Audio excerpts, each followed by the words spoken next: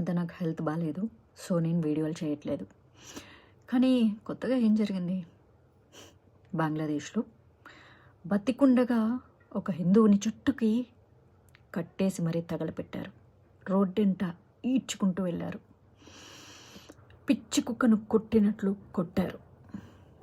దీని గురించి యోగి గారు మన భారతదేశంలోనే ఎప్పుడో అన్నారు, 100 మంది హిందువులున్న చోట ఒక్క ముస్లిం ప్రశాంతంగా బతకగలడు, ఆనందంగా బతకగలడు.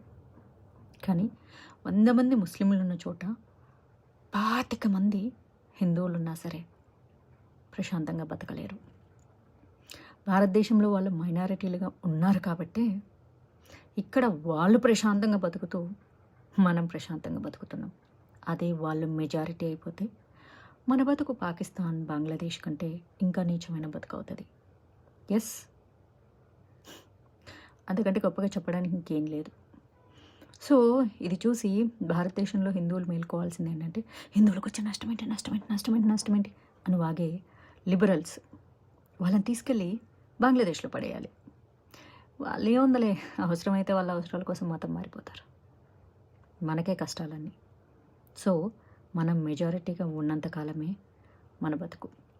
అయినా అంతెందుకు, తమిళనాడులో చూడండి, ఒక దీపం వెలిగించుకోవడానికి దాదాపు 80% ఉన్న హిందువులు భయపడుతున్నారు.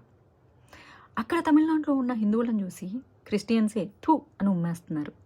ఇదే మా చర్చల విషయంలో జరిగితే తాట తీస్తాము, గవర్నమెంట్ని దింపుతాము, మీ హిందువులు చేతకాని వాళ్ళు అని.